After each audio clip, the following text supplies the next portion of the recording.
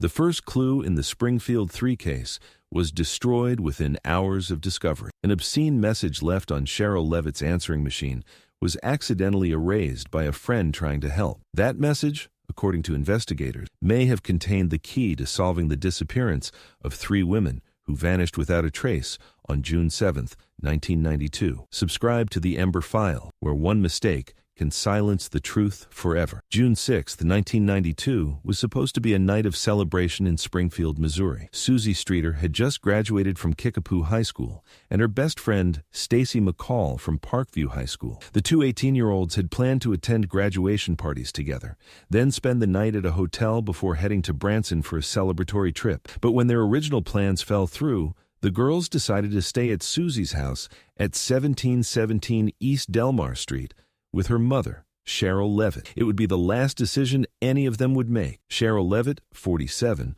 was a hairstylist who worked from her home. She was known as a caring, protective mother who had raised Suzie as a single parent after divorcing Suzie's father years earlier. The house on Delmar Street was their sanctuary, a modest ranch home in a quiet, middle-class neighborhood where crime was rare. The graduation parties that night were typical teenage celebrations. Friends gathered at various locations around Springfield, taking photos, exchanging yearbooks, and making promises to stay in touch. Suzie and Stacy moved between parties, eventually ending up at a friend's house until around 2 a.m. According to witness statements, the girls left the party together, planning to go to Suzie's house where they would spend the night before their trip to Branson the next morning. That was the last time anyone saw them alive. When Suzie and Stacy failed to arrive in Branson the next morning, friends became concerned. Janelle Kirby, who had made plans to meet the girls, drove to the Levitt house around 9 a.m. to check on them. What Janelle found would puzzle investigators for over 3 decades. The house appeared completely normal from the outside. Both cars were in the driveway,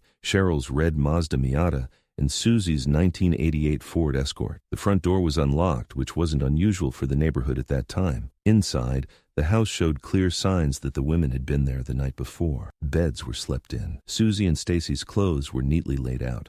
Cheryl's purse was on the kitchen counter. The television was on, but the women were nowhere to be found. Janelle called out for her friends, searched every room, then began making phone calls to mutual friends, thinking perhaps the girls had decided to leave for Branson early and forgotten to call. It was during these phone calls that Janelle made a discovery that would haunt the investigation for years to come. The answering machine was flashing, indicating there was a message. When Janelle played it back, she heard an obscene, threatening message from an unidentified male caller. The content was so disturbing that Janelle immediately erased it, not wanting other friends who were gathering at the house to hear such vulgar language. Within hours of making that decision, Janelle would realize she had destroyed what may have been the most important piece of evidence in the case. When police arrived later that day, they found a crime scene that defied conventional investigation. There were no signs of forced entry, no evidence of a struggle, no blood, no overturned furniture, no indication that violence had occurred inside the house. The only physical evidence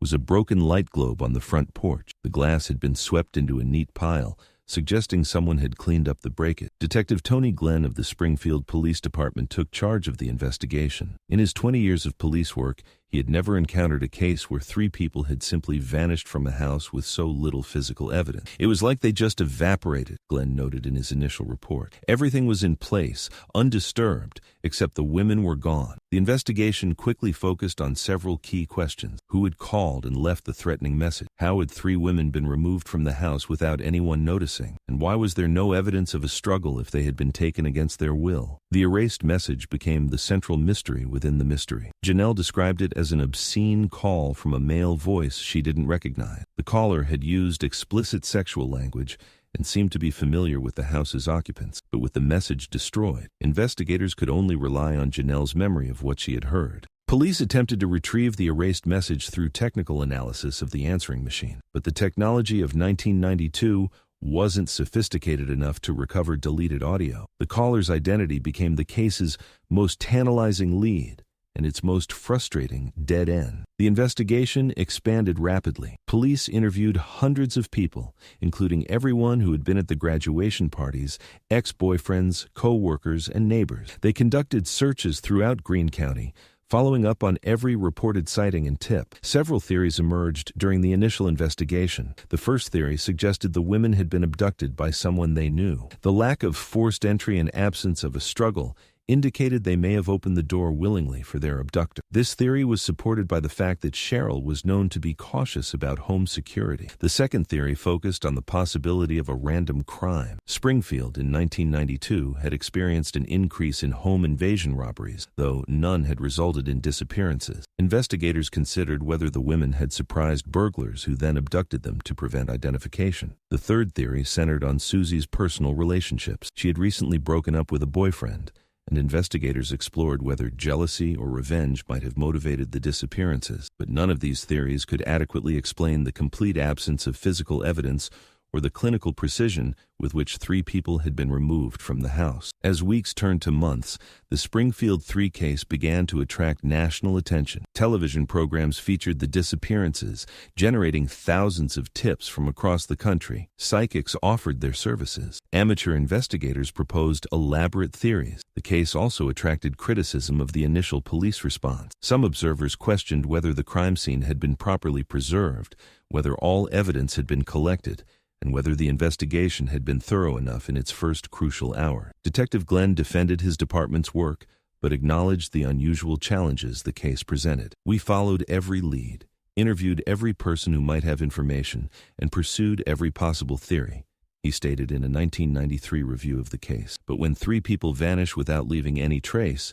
you're working with almost nothing." One of the most persistent theories to emerge involved the construction of a parking garage that began in 1993, just over a year after the disappearances. The garage was built at the corner of Jefferson and Water Streets in downtown Springfield, about 2 miles from the Levitt house. Robert Craig Cox, a convicted kidnapper and murder suspect, was working construction in Springfield at the time of the disappearances. Cox had a history of violence against women and was familiar with the area around the Delmar Street house. He was questioned multiple times about the Springfield Three, but never charged. In 1993, during construction of the parking garage, workers reportedly found women's clothing and jewelry that were turned over to police. However, these items were never properly cataloged or analyzed, and their connection to the Springfield Three case was never established. The parking garage theory gained credibility over the years as investigators and amateur sleuthers noted the timing coincidence and the potential for bodies to be buried in concrete during construction. But authorities were reluctant to authorize expensive excavation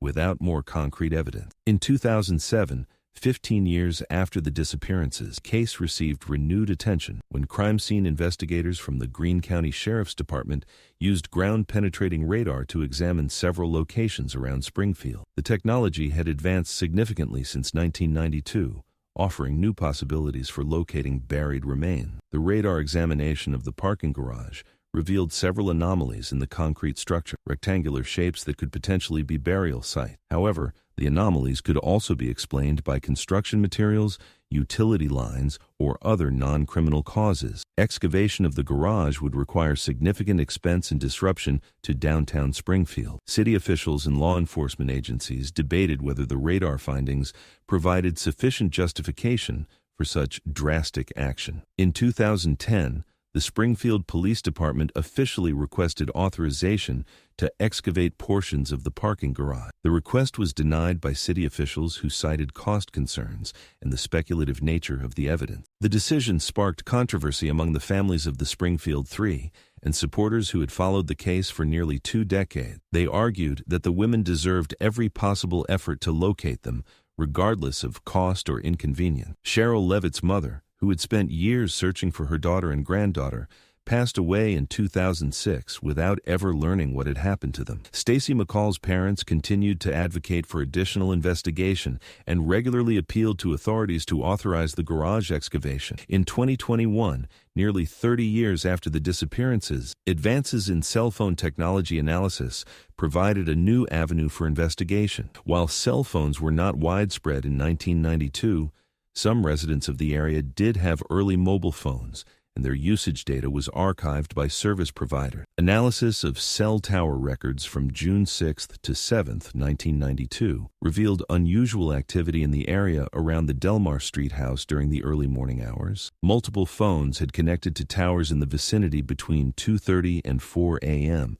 the window when the abductions likely occurred. This data suggested that several people may have been in the area during the crucial time period, possibly coordinating a planned abduction. However, identifying the phone users after 3 decades proved challenging, as many early mobile phone records lacked the detailed subscriber information available today. In 2023, the Springfield Police Department announced they were reopening the Springfield Three case using modern investigative techniques, including advanced DNA analysis, digital forensics, and geographic profiling. Detective Neil McCall, who took over the case in 2023, brought fresh perspectives to the investigation. Technology has advanced dramatically since 1992. McCall noted. We now have tools that can extract DNA from evidence that was previously unusable, analyze communication patterns that were invisible 30 years ago, and model criminal behavior with unprecedented precision. The reinvestigation began with a comprehensive review of all physical evidence collected in 1992. Items that had been deemed unsuitable for analysis due to technological limitations were re-examined using current forensic techniques. Hair samples found at the scene were subjected to mitochondrial DNA analysis. Fingerprints were run through expanded databases that didn't exist in 1992. Phone records were analyzed using algorithms designed to identify communication patterns and geographic clustering. In 2024, the investigation achieved its first significant breakthrough in over 3 decades. DNA analysis of hair samples found in Sherrill Levitt's car revealed the presence of an unknown male contributor. The genetic profile didn't match any known suspects, but was successfully uploaded to genealogy databases used for familial DNA searching. Within months, genealogists working with law enforcement had identified a potential family lineage for the unknown DNA contributor. The analysis pointed to a family that had lived in the Springfield area in the 1990s, but had since relocated to other states. As of late 2024, investigators were working to obtain DNA samples from potential family members to confirm the match and identify the specific individual whose hair was found in the victim's car. The breakthrough has renewed hope among family members and investigators that the Springfield Three case may finally be solved after more than 3 decades. But the investigation also highlights how a single mistake, the erasing of that answering machine message, may have delayed justice for over 30 years. If that obscene, threatening call had been preserved, investigators might have identified the caller within days of the disappearances. Instead, the Springfield Three case became a reminder of how fragile evidence can be and how one well-intentioned decision can alter the course of an entire investigation, because sometimes helping means not touching anything at all. This is the Springfield Three case, where the first clue was destroyed by someone trying to help. Subscribe to the Ember Files. Some evidence can only be heard once.